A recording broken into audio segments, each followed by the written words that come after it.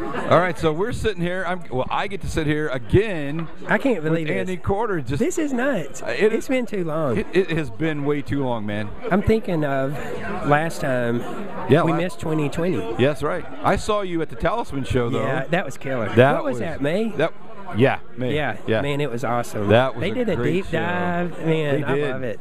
They did. I'm like, we got to figure out how to get that other band, like the big band, to play like some of the Baby Driver stuff sometimes, except for the same 17 songs. Man. They do such a good job. They're so talented and they're down to earth. You just got to love them, Yeah. It's crazy when you see somebody and you're a fan of them and you meet them in person and they're just so humble and down to earth. Phil and Jeremy and Ryan, they're so talented, but they're just good-hearted, Well, don't short-sight yourself. No, don't do that. But I tell you what. So last night, for those of you listening, we had a ROCKNPOD party last night. Yeah, pre-party. It was awesome. With everybody's brother. And it raised a lot of money for Music Cares and Addiction Recovery on behalf of Jeff LaBar. That was amazing. So it was a great thing. But anyway, sorry to interrupt. No, please do. That was great. But so Resist and Bite played. That was freaking awesome. Their singer is killer. That was incredible. Super heavy. I loved it, man. I know Dave and Stokes. We had written some songs together. I knew them from playing at the residency and all those things. And just sitting out there.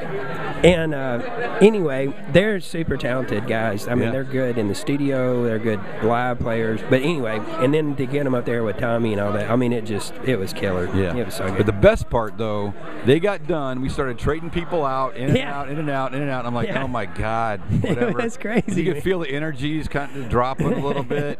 And then they say, Anthony Quarter's going to take the mic, and the place went bananas. Oh, man. You know what? Jeremy was there. Christopher Williams, that plays with Accept, and he played with the Rock and Roll Residency a bunch. He was there, and then Tyson was on bass. I mean, it was like a good group. It was magic, man. It was cool. It was crazy. But your energy, I'm telling you, dude, it was just it really helped bring the crowd up. I was so excited just to see everybody's faces. Yeah. The room, it was kind of like we were saying, seeing the Talisman. You just wanted to be in the room with people. We'd been like pinned up in the house, and we want everybody to be safe and follow protocol and all that. But I mean, we're social. We want to get out. We want to be in the room. We want to feel the music and all that stuff. But last night, the energy, I'm telling you. And then I got here today.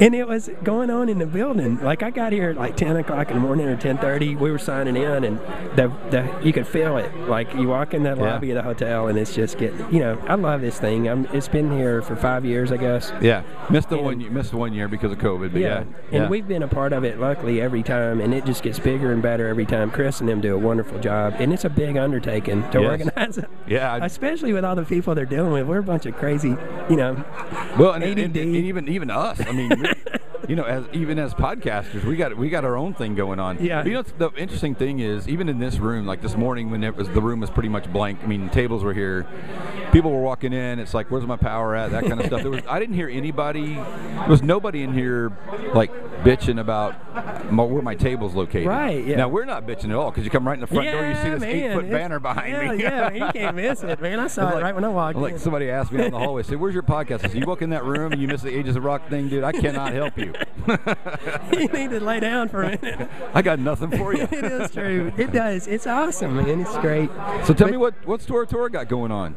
Well, we're so excited. We took a break like everybody did. We were in touch, and I saw Keith a couple of times just trying to follow safety protocol, just to check on everybody. We were talking through Zoom and like everybody else and doing all that stuff. But back in May, we got in the studio, and it was the first time all of us had seen each other since February of 2020. Oh, wow. So we went a long time, the group, and we went in to record. We recorded 12 songs. We did the basic tracks, and we did it at Young Avenue Sound in Memphis, which is a new studio for us. We'd never been there before. But it was amazing. It was an awesome experience. We worked with a guy named Adam Hill as the producer, and he was kind of an understudy for some of the people we had worked with at Ardent Studios a long time ago. Oh, so nice. he knew some of the same people, and he just felt like he was kind of part of the tribe. We said, man, we feel comfortable with this guy. We talked to him, but we went in, and what we're doing, we're kind of doing something different. different. It's really weird. We've never done this before. We went in and cut the basic tracks, and then we're going to kind of step away and just work on them one at a time. So I'm going to leave this with you. Not this guy or this guy. It's a Tora Tora thing. I got 1,000 things in my pocket. So I had to go to my room and empty my pockets. This is going to have to go in the car. I'm not even sure what I got in my pocket, man. I'm sorry if I traumatized you. I don't know what that was. I think that was for a show later. No. But anyway, we went in, we did 12 tracks. So September 3rd on the card, we're going to drop a new single. It's a song called Trip the Light Fantastic. Nice. We're super excited about it.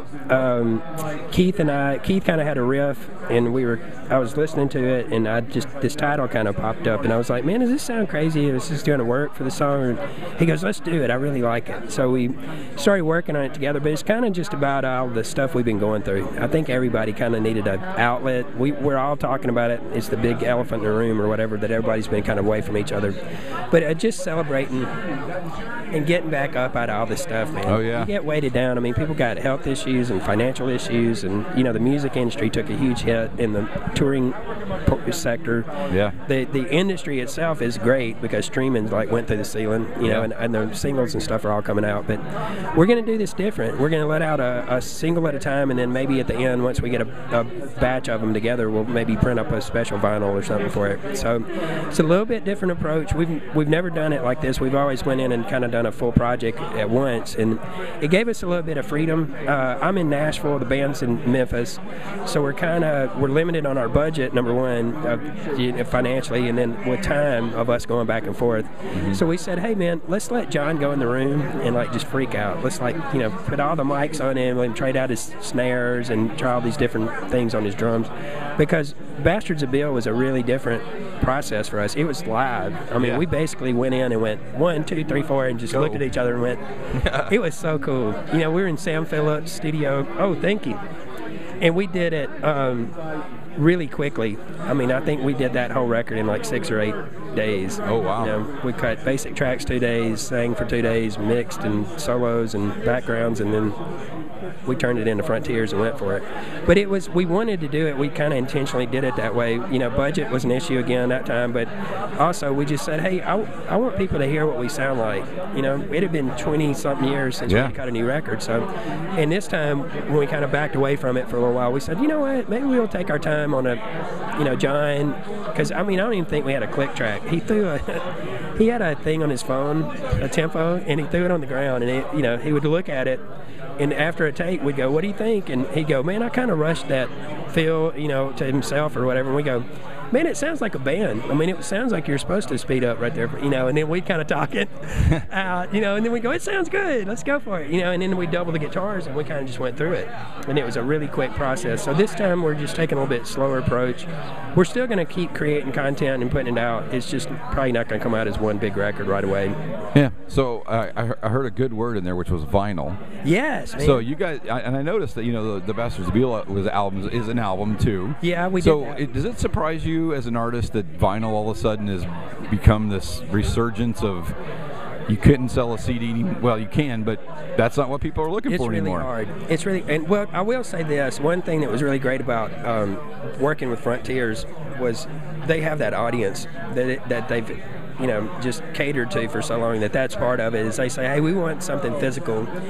So we knew the CD thing was coming for them, but also the vinyl was very exciting for us, because we were like, holy crap, we're going to get to design a record or whatever. And we had this guy, Dean Tomasek, that lives here in Nashville. He actually played bass with Valentine Saloon. You remember that band? No, I'm not familiar. From the 80s. Okay. And we had played with him a million years ago, but I met him up here, and he's an artist. I mean, he draws murals, he designs things for Gibson and all kind of stuff, But I just said, hey, would you do a drawing of this concept, Bastards of Bill? And he came up with that blue album cover and the cartoony looking, thing, and we'd never done anything like that, so we were super excited. He actually designed this logo, this on the card, and he's just a super talented dude. He's super chill out, but that's coming up. We're going to do the release September 3rd. We're going to release out to you guys, the podcasters that we're meeting. We're going to try to give y'all a heads up before September 3rd, so you can kind of get a feel of what it's going to sound like.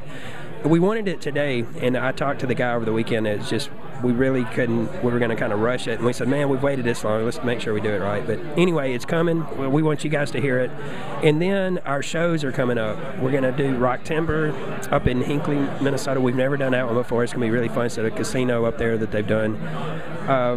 Then we're headed out with Enough's Enough to the Midwest. It's going to be fun. That won't be any fun at all. It's crazy. Chip, you won't have any fun at all with Chip. Listen, they're nuts. And Tori, my God, that guy is a crazy guitar player, man. I love that dude. He's so down to earth, but man, he shreds on that thing. But we played with them a long time ago in the original Tora Tora runs and stuff. We played up in Davenport, Iowa. The Quad Cities, there was a theater up there, like a 2,000-seat place, and we had a DJ from Memphis, Malcolm Riker, that kind of helped break our band out of Memphis. He started kind of getting his profile started going up, and he started moving around, taking some better paying gigs and all that kind of stuff. And he went to Davenport for the Quad Cities for a little while, and he called us out of the blue and just said, hey man, I want to put this show on. There's a 2,000-seat play. He goes, it's beautiful. He goes, it's going to rock. And Enough's Enough's going to be on it. And we were like, hell yeah, we want to come do it. So ever since then, we were big fans of their music, So we're looking forward to doing that. Then we've got, I got Monsters on the Mountain. I'm going to do acoustic. Oh, that looks really good. That's interesting. It's in our home state. We want you guys to come down, Pigeon Forge. And it's going to be all your favorite bands, so all your listeners. It's going to be Slaughter and Tesla, Kicks. All those people are all going to be there like normal on the Monsters of the Mountain. We're very excited to be a part of that. And, I mean, that really helped us being a part of the Monsters of Rock cruise and all that kind of stuff is to get plugged in with our audience. So Larry and them, we're indebted to them to giving us the opportunity to participate. And I'm looking forward to doing this acoustic thing. I've kind of done a few of them. I've been doing acoustic through the pandemic thing on Sunday afternoons on Facebook. And people are writing me, and they're like, hey, would you want to come do this somewhere? And I guess through the grapevine or something, I was suggested maybe to do it. And I did one show with John Corabi. Oh, wow. We went down to Texas. He was in right outside Dallas, and this was just like a month or so ago. And the promoter, I knew him, and he called me, and he said, hey, man, John's coming.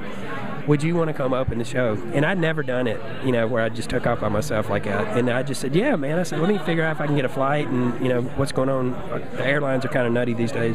But anyway, I jumped in there, and, man, we had the best time. John is just so crazy, and he tells all those stories. He kind of does a storyteller's, acoustic thing. Yeah. So, and to get to visit him, we both live here in Nashville and see each other all the time, and to get to fly out and be a part of something with him, that was really awesome. So, cool. But I'm looking forward. The Monsters on the Mountain will happen, and then we do some shows with Brad Lee. We're going to do a thing called Masquerade up around the Baltimore area. Okay. So we're looking forward to that. After October, I think we're kind of pulling back just a little bit. We're actually right now looking just to kind of see what's going to happen with all the travel and weird stuff that's happening right now. But I'm hopeful. Everybody's got their own decision, and I'm not trying to get on some kind of, platform or something about vaccines and all that. But I'm happy they're here. I'm happy you have the opportunity to do it if you want to just be safe. Educate yourself is all I really want anybody to do. Just make your own decision. Everybody's got other, their own issues or whatever's going on. But I just want to get out. I'm hopeful. I feel good because things have opened up, and we're kind of in whatever the new normal is going to be. But I'm excited for that, and we can't wait for y'all to hear the new music. So listen, all your listeners, y'all look us up at toratoramusic.com. You can find us on social media. We're on all your platforms, your streaming platforms, so y'all check out the music. We've been promoting Bastards of Bill, but we're also promoting the Unplugged live record that we recorded in Memphis. We did it at Lafayette's Music Hall, which was kind of a famous music hall. It went away, and then they kind of revamped the name and brought it back, and it was a really cool. We've never done anything like that. We did an acoustic record and recorded it live, and it was just a lot of the crowd were people that we've known our whole life. Like, I could look out there and go, I think I partied with every one of these people. I went to high school with them. I mean, it was hilarious, That's nice. But it was just, it felt good. So anyway, check out that Unplugged record if y'all want to hear kind of a different version of the songs. And new music, September 3rd. Be sure y'all are listening for that. And I got to go, I guess, because I'm getting tapped on the soda. Getting the but tap. Anyway, man, thank you so much for giving us a platform to talk to an audience, man. We love you guys. We love what y'all are doing, and we appreciate what y'all. Thank you for being one of the coolest guys out here, man. Thank you, man. Honest to God. It's Thanks awesome. a lot. Thank y'all, man. Have fun tonight, y'all. Checking out the Phantom of the Opera. Yeah. Yes, he's the Phantom. We'll see. That theater, oh my God. Is it a cool theater? I just think it's going to be so crazy. Y'all are going to have the best time. All right, man. It's going to be so fun. Thank you. Take care, Thank you for stopping by. See you.